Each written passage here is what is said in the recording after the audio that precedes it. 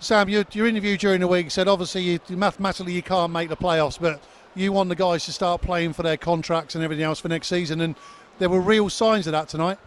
Yeah, at times there definitely was. It can be tough when you're eliminated with a few games to go. You know, you've got to find something worth playing for. You've got to play for pride. You've got to play for each other. It's been a very long season. There's been a lot of ups and downs, probably more downs than ups through the course of the year. So we want to finish on a high. And yeah, tonight there were signs of that. We were sloppy at times defensively. I wasn't happy with the way we started. We were really behind the 8 ball after the first 10 minutes. But credit to the guys, we could have folded them. We could have given up, and we didn't. And I mean, at the end of the day, we give up 2 PP goals and we put 2 in the back of our own net, and that's 4. And it's tough to come back from that. But I think I was really happy with the way the younger guys kind of led the line for us. Houston, Barnesy, Kelsall, Callie, Chance. I thought they were all really good. They were our best players, and they carried us, and that's really promising moving forwards. The whole organisation, without being patronising to you, the organisation and everything else, like you said, you've had a tough season, you've had it really rough. But, you know, I was up there the other week for our away game at your place. You've got a great crowds coming in. You look to have a really good nucleus of squad, and everything looks really good. The future is really bright. I think so, and it's a process. These things, they don't happen overnight. I think the delays really hampered us for this season. Obviously, no one's happy to be bottom of the league. We're not happy to be where we are, but at times it's almost understandable. It still hurts, don't get me wrong, and losing games, it hurts and it keeps you up at night and you're trying to find the answers. But I don't think we're a million miles away, and you know, if we can add the right pieces and we can retain the right pieces, then I think it's really promising for the future. Brilliant. Well, Sam, thanks so much for chatting to us. Safe journey home. We'll see you next Sunday back at your place. Yeah, we'll see you there. Cliff, on balance, that performance tonight, 2 points is 2 points. It means you're guaranteed playoff hockey. Yeah, I think, you know, like with the margin being so fine and needing 2 points from like the last 6 games, and that's obviously dependent on other teams winning all their games as well. You know, we kind of knew we were in, but yeah, it looks good and feels good to, you know, have that sort of asterisk next to our name. So we know we're definitely going to be competing in the postseason now. You know, having said that, the scoreline is what it is, but Leeds were going to be no pusher, and they weren't tonight. They're still pushing for contracts for next season, and they're a good side. We've said that before. Yeah, they are, and I've said that before. I think I said that to you the other night. You know, they work hard, and you know, even you saw that. Like that, a lot of teams would have rolled over. You know, after probably the first period, the way we were sort of hitting them with a lot of offense and stuff, but they were still there. You know, still scoring goals in the third period. You know, they don't go away. They work really hard. They've got some real good young players, and I think that, you know, the future's bright for Leeds for sure.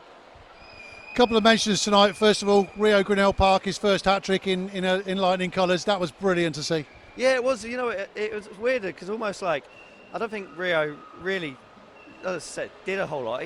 But he just popped up when he needed to. And you know, sometimes you got to be good to be lucky. You got to be lucky to be good. And you know, he popped up in the right areas. And obviously, Stewie and Dicko were supplying him, and he finished his chances really well. Fair play to the lad. I was going to say that Stewie and Dicko tonight. That line really clicked. It really did click. It did some damage.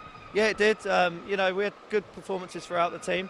I was disappointed in probably the fact we conceded 4, but you know, that's sometimes the way it goes when you score so many so early. I think the last 7 minutes of the second period we weren't good enough, but really the rest of the game actually we played really quite well, and sort of managed and did what we needed to do.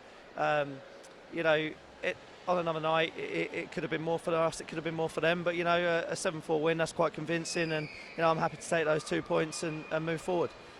Good crowd in tonight. I've got to make a special mention. The presentation before the game, of course, for Lee Jamieson for playing 500 games in a Lightning shirt, which he managed to do last Sunday. We've spoken a lot about, you know, Jamo in the past and what he brings to the club, and it was especially nice to see, you know, his wife and little girl out there on the ice, and of course presented by Nick Paul as well, and you know, 2 legends on the ice at the same time. Yeah, I mean, you know, I think we've discussed Jamo before, but you know, you don't play 500 games for a club. As well as God knows how many games in the Elite League and whatever else, and international games through 3 different head coaches here. If you don't know what you're doing out there, you know, he deserved the little presentation. He deserved the round of applause and all the plaudits that come with it. And now it's done. You know, it's 501 and we move on. But yeah, he's been a fantastic servant to the club. You know, obviously I grew up with him, and you know, not only is he a huge contributor on the ice still at his age, but he's also an unbelievable guy off the ice, and a guy that really keeps our team ticking over, like in the room. on the bus, on the WhatsApp group, whatever it is. You know, he's a guy that keeps everything loose, but also he's got a serious game face when he needs to have one, and he drags the younger guys and the less experienced guys through with him. Talking of 500 games, we're not that far away from one other player in the squad, of course, attaining his 500th game, Graham McPherson, and that's coming up very, very soon as well. And these two have just been a mainstay at this club.